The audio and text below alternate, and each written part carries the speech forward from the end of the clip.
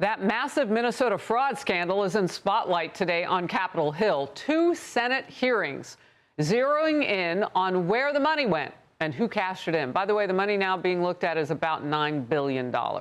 Lawmakers now sounding the alarm on so-called fraud tourism. Have you heard of this? 2 men from Pennsylvania pleaded guilty to traveling to Minneapolis to steal more than $3 million from Minnesota taxpayers. Fox Business correspondent Darren Botello reports live on Capitol Hill. Darren. Hi, good morning, Harris. So about $3.5 million in fraud was discovered. This is according to the Department of Justice. The 2 men you talked about that went from Pennsylvania over to Minnesota to commit this fraud, they pleaded guilty in court today of scamming Medicaid beneficiaries, get this, at homeless shelters and Section 8 housing. And what's most notable about this case, Harris, according to the DOJ, this represents the first charges involving the use of artificial intelligence to further a fraud scheme targeting health care programs in Minnesota, with the 2 fraudsters we talked about concealing the scheme by using AI, including ChatGPT, to create fake records when questioned by insurance companies. Exclusive to Fox this morning, Attorney General Pam Bondi releasing the statement saying criminal fraud not only robs taxpayers, it shatters trust in our institutions. Under President Trump's leadership, today's convictions are just the beginning. Our prosecutors will work tirelessly to unravel criminal fraud schemes and charge their perpetrators in Minnesota and across the country. All this news, Harris, is coming as 2 Senate committees hold high-profile hearings. That's happening this afternoon here on Capitol Hill about fraud and foreign influence in government programs. We're talking about billions and billions and billions of dollars. It is an ungodly sum of money. It's money leaving the country in suitcases, literally stashed into suitcases, taken in airports, taken overseas. We're talking about a systemic problem here, particularly in these blue states, where the taxpayers is being robbed blind. You got to feel like if you work hard and pay taxes in this country, you're just getting ripped off left, right, and center. And sorry to say, Harris, this is not just a Minnesota problem, I should say. The Small Business Administration on Friday suspending more than 100,000 California borrowers. This is over $9 billion in suspected pandemic-era fraud. Harris? Wow, this seems endless, but they are chasing it. Darren, thank you. Congressman Riley Moore of the great state of West Virginia, member of the House Appropriations Committee, is in focus now. First of all, I want to just get your reaction to, I think it's new. Perhaps it's always been, but we're uncovering it now, this fraud tourism. Well, thanks, Harris. And what I believe is that this is just the tip of the iceberg. This is just the tip of the iceberg. We're just getting underway and figuring this out. And as you saw in the lead up to this, Senator Hawley talking about suitcases of cash leaving the country. I think what we're going to find out in Minnesota is that this money ultimately helped fund terrorists in Somalia who we are currently trying to defeat. So I think that's what's going to come out of this, is that this is part of a terrorist financing scheme, was an aspect of this.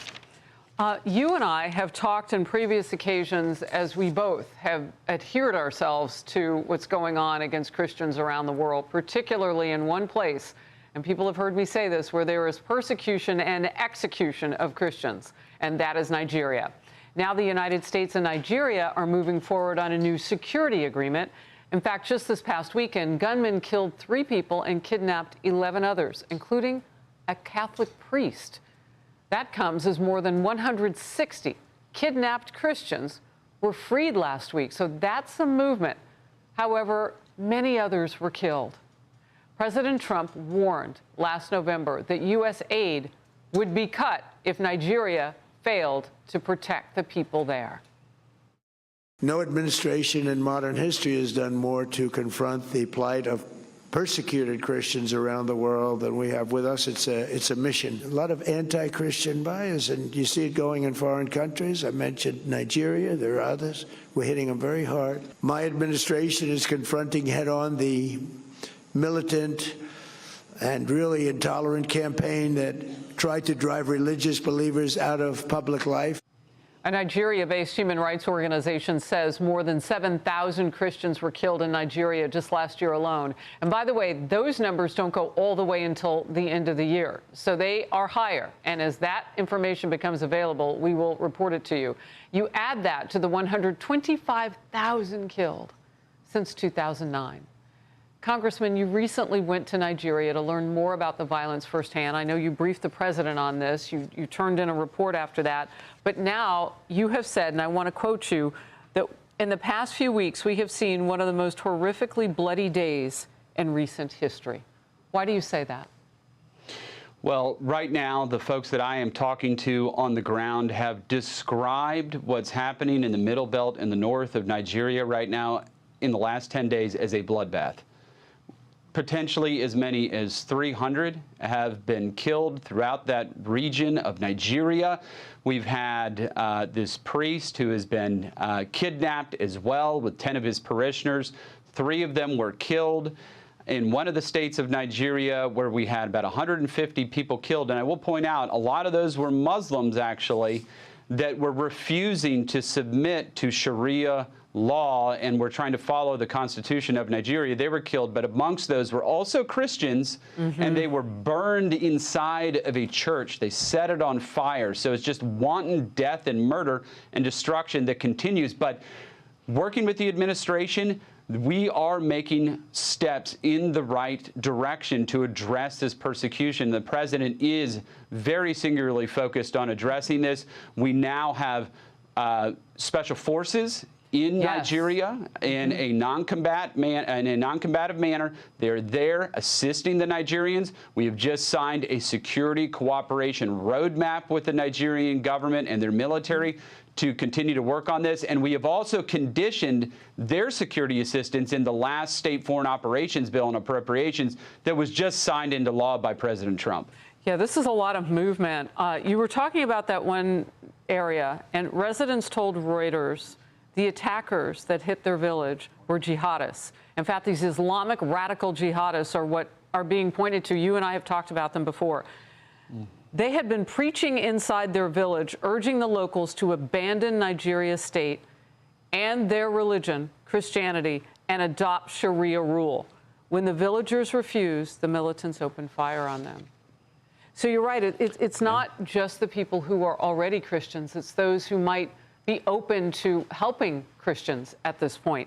And I know that Nigeria's president, Tinubu, has said that they've deployed an army battalion to some of these areas. Are we making enough difference to where he's going to take some real action now?